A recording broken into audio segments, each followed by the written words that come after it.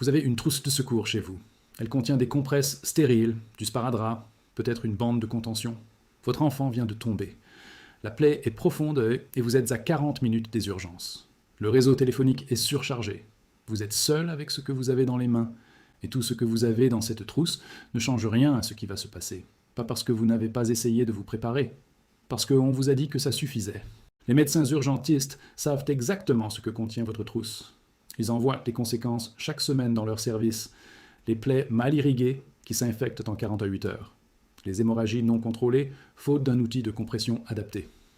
Les détresses respiratoires évitables, sans accès aux voies aériennes. Les traumatismes crâniens mal évalués, faute d'un outil à 3 €. Ce qu'ils gardent chez eux est radicalement différent de tout ce qu'on vous a vendu comme préparation médicale. Pas des gadgets, pas des listes compilées par des gens qui n'ont jamais géré une urgence réelle. Des outils cliniques documentés dans la littérature médicale d'urgence pour des indications précises par des professionnels qui voient les conséquences de leur absence chaque jour. En France, le délai médian d'intervention du SAMUR dépasse 25 minutes en zone rurale et périurbaine selon les données de la DERIS. Ce n'est pas un problème de budget, c'est la géographie. Et dans ces 25 minutes, ce qui compte n'est pas ce que vous avez l'intention de faire, c'est ce que vous avez dans les mains à ce moment précis. Abonnez-vous à la recherche de survie si ce n'est pas encore fait. Ce que ces médecins ont dans leur maison n'est pas ce qu'on vous a vendu. Et la raison de cette différence est aussi simple que rentable pour ceux qui ont vendu l'autre. Revenons aux 8 objets. L'industrie de la préparation médicale grand public vous a vendu une fiction rentable. La trousse standard, avec ses pansements colorés et son baume antiseptique, couvre les égratignures du quotidien. Elle ne couvre pas ce qui tue dans une situation où les secours mettent 20 minutes à arriver. Et cette lacune n'est pas un accident. Il n'y a pas de complot dans ce que je vais vous montrer. C'est simplement qu'une seringue d'irrigation médicale à 2 € ne génère pas de marge commerciale suffisante pour justifier une campagne publicitaire. Un kit préemballé à 60 €, avec une pochette tactique et un manuel illustré, oui. La différence n'est pas visible quand tout va bien. Elle devient mesurable au moment où votre enfant saigne, où votre proche ne répond plus, où vous avez une fenêtre de quelques minutes avant l'arrivée des secours. Ce soir, je vais vous montrer 8 objets que des médecins urgentistes gardent dans leur propre foyer. Chacun couvre une lacune précise que la préparation standard laisse entière. Chacun est disponible sans ordonnance. La plupart coûtent entre 2 et 20 €. Aucun n'est dans votre trousse actuelle. Avant d'aller plus loin, je dois m'arrêter un instant. Cette vidéo couvre 8 objets.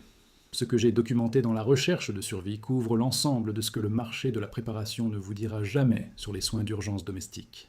Il y a des familles en France qui savent exactement ce qu'elles ont dans leur foyer pour les 30 premières minutes d'une crise réelle, pendant que la plupart des gens continuent à payer pour des kits qui ne couvrent pas ce qui compte. Si votre trousse contient exactement ce que les publicités vous ont dit d'y mettre, c'est précisément le problème que j'ai documenté. Tout est dans la recherche de survie. Le premier lien dans la description, et une fois que vous avez vu ce qui est dedans, vous comprendrez pourquoi la plupart des gens ne trouvent jamais cette information avant d'en avoir besoin. Mais restez ici parce que ce qui vient ensuite est ce que le marché de la préparation médicale ne veut surtout pas que vous sachiez.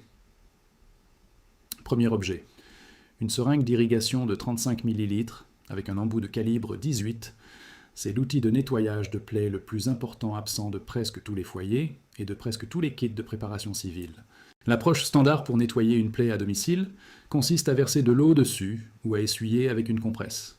La recherche en médecine d'urgence documente que ces deux méthodes sont insuffisantes pour éliminer les bactéries et les débris incrustés dans les tissus profonds.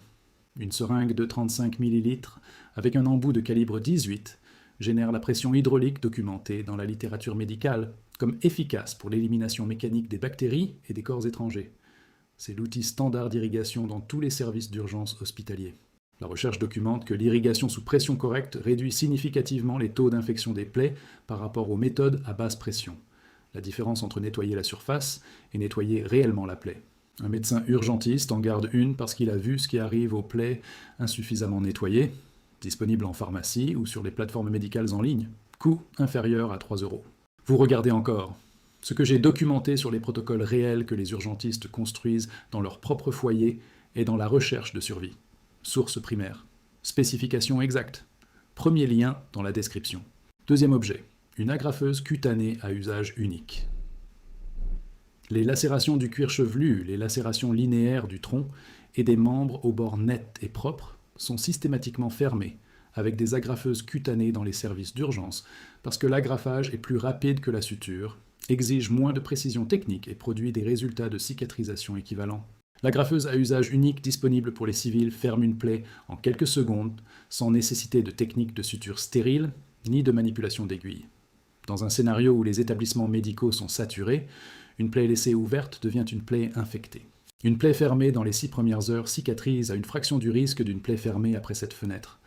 Les types de plaies appropriés sont les lacérations linéaires nettes sur des zones autres que le visage, les mains ou les pieds. Les plaies du cuir chevelu sont des candidates idéales. Un médecin urgentiste en garde une parce qu'elle résout la blessure domestique grave la plus courante plus rapidement que toute alternative disponible sans formation clinique. Troisième objet, un gel de glucose. L'hypoglycémie, la glycémie dangereusement basse, produit des symptômes neurologiques difficiles à distinguer d'autres urgences sans équipement de diagnostic. Confusion, paroles pâteuses, perte de coordination et altération de la conscience peuvent indiquer une hypoglycémie, mais peuvent également indiquer un accident vasculaire cérébral, un traumatisme crânien ou un trouble épileptique. Dans un scénario sans équipement de diagnostic, le chevauchement clinique est dangereux. En France, environ 4,3 millions de personnes ont un diabète diagnostiqué selon Santé publique France. Dans un scénario de crise prolongée, où les horaires de repas sont perturbés et l'effort physique augmente, le risque hypoglycémique monte pour chaque membre diabétique du foyer. Le gel de glucose, disponible sans ordonnance en pharmacie, remonte la glycémie suffisamment rapidement pour inverser une hypoglycémie légère à modérée en 15 minutes après administration. C'est le traitement de première ligne pour les patients hypoglycémiques conscients dans les soins d'urgence préhospitaliers. Un médecin urgentiste en garde chez lui, parce qu'une hypoglycémie dans un scénario de crise sans gel de glucose est une urgence médicale avec une solution simple, quand l'outil est là, et sans solution quand il n'est pas là. Quatrième objet, le bandage de pression israélien. Le bandage israélien est un système de pansement compressif, conçu spécifiquement pour les plaies où un garrot ne peut pas être appliqué. Un garrot arrête le saignement des plaies, aux membres. Il ne peut pas être appliqué aux plaies du tronc, du cou, de l'épaule ou de l'aine. Ce sont précisément les zones anatomiques où les hémorragies incontrôlées sont les plus létales, parce que les vaisseaux sanguins majeurs sont les plus proches de la surface. Le bandage israélien combine un coussin de plaie non adhérent, une barre de pression intégrée pour appliquer une pression mécanique directe sur la plaie, et un mécanisme de fermeture intégré qui maintient la pression sans force manuelle continue. Il a été développé par les forces armées israéliennes et adopté par de multiples services militaires et d'urgence dans le monde entier pour exactement cette catégorie de blessures. Un médecin urgentiste en garde un parce qu'il sait où se produisent les blessures les plus dangereuses et sait qu'un garrot ne les couvre pas toutes. Cinquième objet, un glucomètre avec des bandelettes réactives. Le manque de diagnostic dans la plupart des kits d'urgence domestique est l'incapacité à distinguer des urgences médicales qui se ressemblent sans mesure objective. Une personne en état altéré de conscience dans un scénario de crise pourrait présenter une hypoglycémie, une hyperglycémie, une déshydratation, une intoxication au monoxyde de carbone, un événement cardiovasculaire ou une urgence neurologique. La réponse correcte à chacune de ces conditions est différente.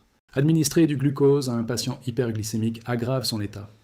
Un glucomètre fournit une mesure objective en moins de 10 secondes qui réduit les possibilités diagnostiques et détermine la réponse correcte.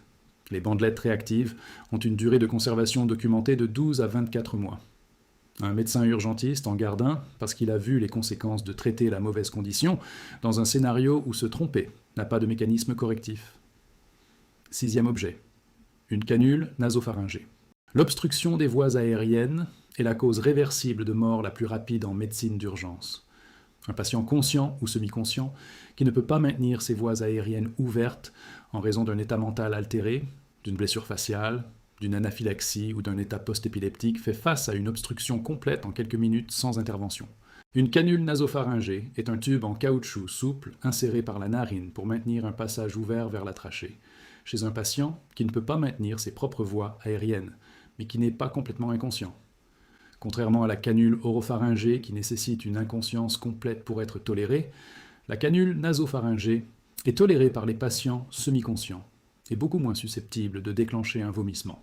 Aucune certification médicale requise pour en posséder une. Elle se dimensionne en mesurant de la narine à l'oreille. Taille 28 French pour la plupart des adultes. Un médecin urgentiste en garde une parce que maintenir les voies aériennes d'un proche qui ne peut pas le faire lui-même empêche une situation surmontable de devenir irréversible avant l'arrivée du SAMU. Septième objet, une ceinture pelvienne de stabilisation. Les fractures du bassin sont parmi les blessures les plus dangereuses produites par les accidents de véhicules, les chutes de hauteur et les effondrements de structures.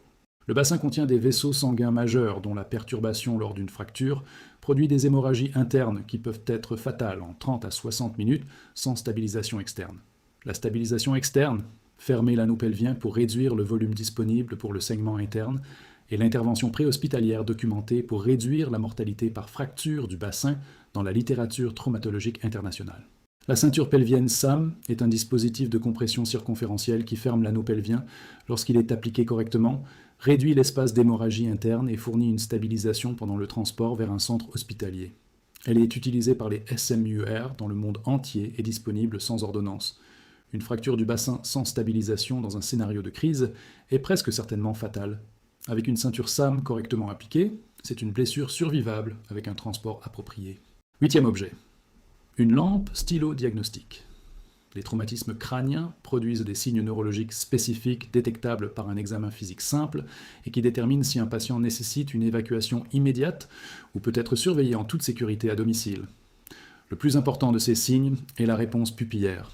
Plus précisément, si les pupilles sont égales en taille, rondes et réactives à la lumière.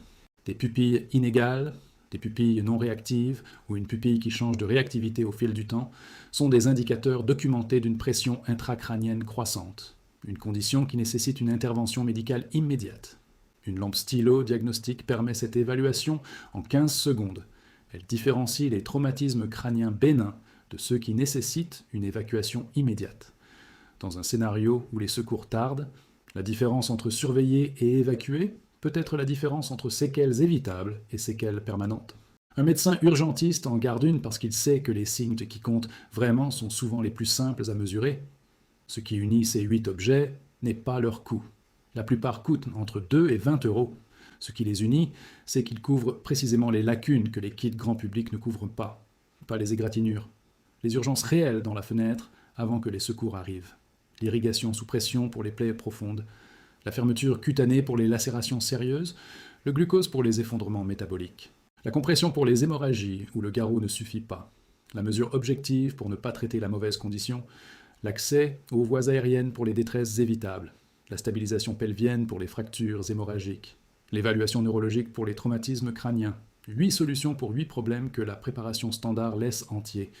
Laissez un commentaire ci-dessous avec le premier objet de cette liste que vous allez ajouter à votre foyer, pas dans 6 mois, cette semaine.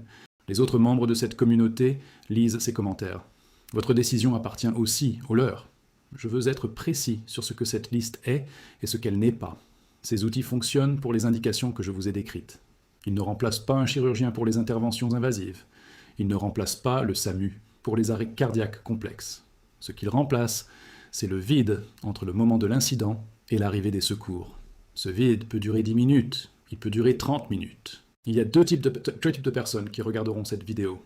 Ceux qui vont noter quelques points et continuer leur vie sans rien changer. Et ceux qui vont passer commande de ces 8 objets cette semaine.